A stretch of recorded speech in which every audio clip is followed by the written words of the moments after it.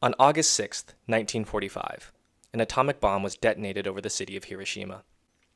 Though the population had been indirectly warned of a coming air raid, there was no way for the people of Hiroshima to comprehend what was about to happen. By the time President Harry Truman authorized the final order to attack Hiroshima, the United States had been bombing mainland Japan using incendiary bombs to kill hundreds of thousands of civilians overnight, 4 months. So when the people of Hiroshima got word of an incoming American air raid, it was nothing new. And besides, Hiroshima wasn't even on the list of immediate targets. It never was. Nevertheless, city officials still prepared for the worst and tore down several buildings to prepare large fire breaks in the case of a U.S. incendiary attack. What was coming, however, was entirely unprecedented. No one alive, save for the scientists who created it, had ever witnessed the weapon that was now falling towards the city. In a single instant, thousands of civilians were killed as the bomb detonated 580 meters in the air above the city. In the coming moments, thousands more would die as the blast spread outward. In the coming hours, thousands more would die as the smoldering rubble grew into a firestorm larger than the original mushroom cloud.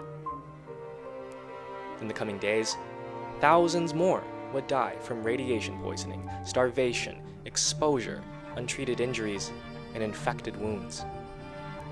In the coming decades, even more would die from cancers. In the end, an estimated 160,000 people were killed by a single bomb.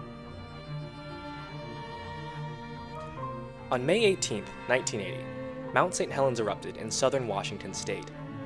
Though the USGS had been warning of the coming eruption for months, there was no way for the government or the people to comprehend what was about to happen.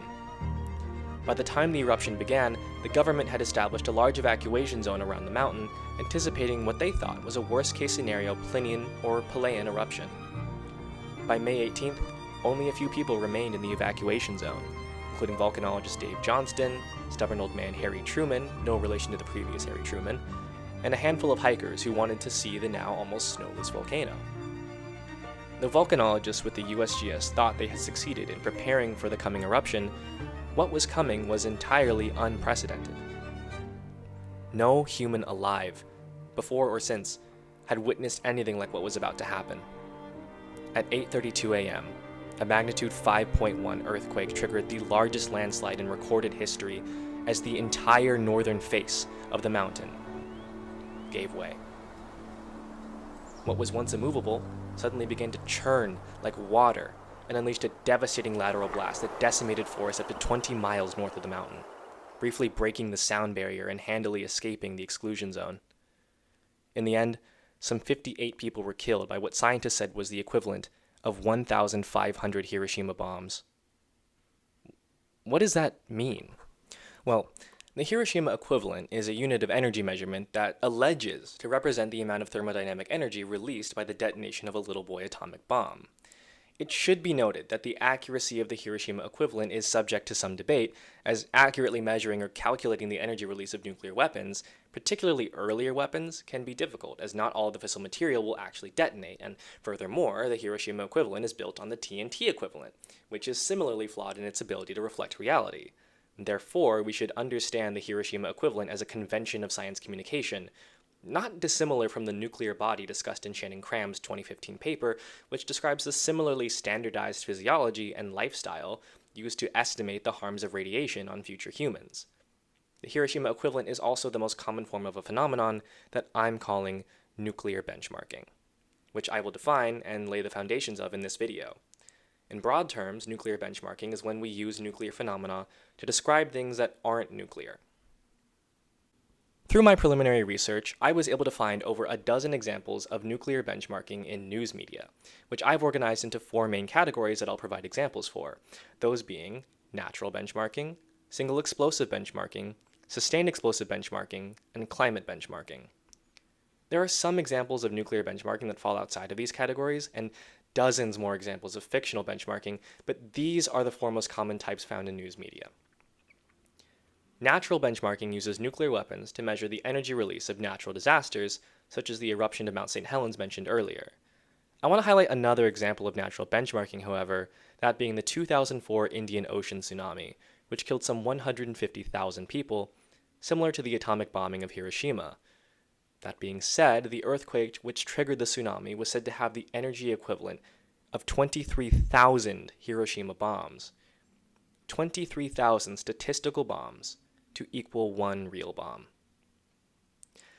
Single explosive benchmarking uses nuclear weapons to measure the energy release of single non-nuclear explosions. This example comes from the 2020 Beirut port explosion. While terrifying for those who experienced it, the explosion didn't come close to a single Hiroshima equivalent. Yet the close association with mushroom clouds and nuclear weapons arguably made this comparison inevitable. Sustained explosive benchmarking uses nuclear weapons to measure the energy release of sustained bombing campaigns. This example comes from the start of the ongoing Palestinian genocide. About 1 month into the Israeli military's assault on Gaza, Euromed Human Rights Monitor estimated that Israel had dropped the equivalent of 2 Hiroshimas worth of bombs on the Gaza Strip. Climate benchmarking uses nuclear weapons to measure a number of climate-related phenomena, including carbon deposition, heating rate, ocean absorption of carbon or heat, and even solar radiation. This example comes from an article published by the Bulletin of Atomic Scientists, who estimated that the Earth is heating at a rate of 5 Hiroshimas per second, or 400,000 Hiroshimas per day, which is certainly a startling figure to hear out loud. With these examples in mind, I submit that we can define nuclear benchmarking as the invoking of nuclear weaponry as units of measurement to quantify non-nuclear events. When I first began looking into this topic, I defined nuclear benchmarking as, quote, the use of nuclear phenomena, most often by scientists or science communicators, to describe non-nuclear, typically natural phenomena, unquote. While these definitions are similar, I do want to highlight the reasoning behind some of the changes I made. I decided to change nuclear phenomena to nuclear weapons as, so far, every example of nuclear benchmarking I've been able to find has invoked nuclear weapons specifically.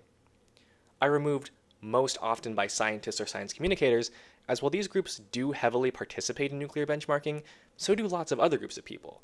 Journalists, showrunners, and authors have all participated in nuclear benchmarking as well, and this participation should be equally studied.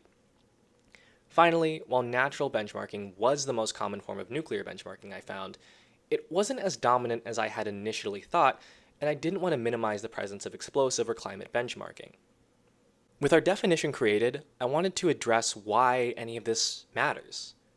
Hoag and Maurer wrote in their 2022 paper that, quote, when it comes to nuclear weapons, language, discourse, and narration become particularly important matters, and that, quote, popular culture is the essential language by which citizens inscribe themselves in the world and give it meaning, unquote.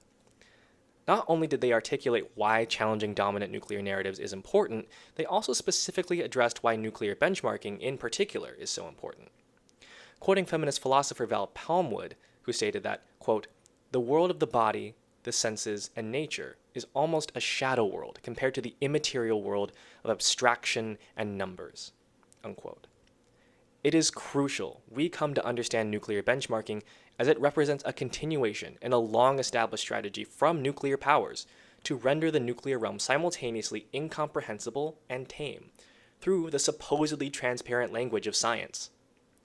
Nuclear benchmarking achieves this by, at once, appearing to make nukes more comprehensible and minimizing their generational impacts to the extent that they appear as conventional explosive weapons. Gone are the impacts of open-air uranium mines, waste releases from enrichment facilities, wastelanding of indigenous homes, and the radiation that lingers for centuries after a detonation. Furthermore, Carol Cohn, who immersed herself in the world of nuclear strategists and techno-strategic language, wrote that, quote, those who find U.S. nuclear policy desperately misguided face a serious quandary. If we refuse to learn the language, we condemn ourselves to being jesters on the sidelines. If we learn and use it, we not only severely limit what we can say, but also invite the transformation, the militarization of our own thinking. It is therefore urgent that as advocates for nuclear justice, we understand the language of nuclearity, not only in the often inaccessible strategic realm, but the language of nuclearity in pop culture as well. Finally, I don't want to be misconstrued as claiming that any journalist, blogger, or USGS intern who has ever compared an event to a little boy bomb is a die-hard, war hawk nuclear advocate. That being said, whenever we talk about nuclearity, we have to talk about intentionality and realized harm. In the conclusion of her 2019 paper on SpongeBob and Bikini Atoll, Holly Barker clarifies, quote, "Did SpongeBob's creators intend to infuse a children's show with racist, violent colonial practices?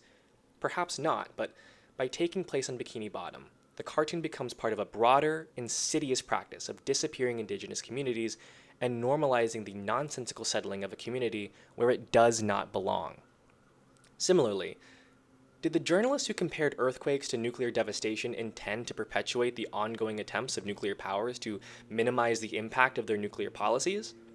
Perhaps not, but by making comparisons that minimize nuclearity to weaponry, and weaponry to the moment of detonation. Such comparisons prop up those dominant narratives. At the end of the day, most cases of nuclear benchmarking are simply unhelpful. They do not help readers make sense of natural disasters or climate change, and they certainly do not honor the tragic war crime perpetuated against the people of Hiroshima. The specific choice to invoke Hiroshima rather than any other nuclear device, or, better yet, a more relatable metric like, say, the energy consumption of a city, is a choice made by countless people that warrants further research. Thank you.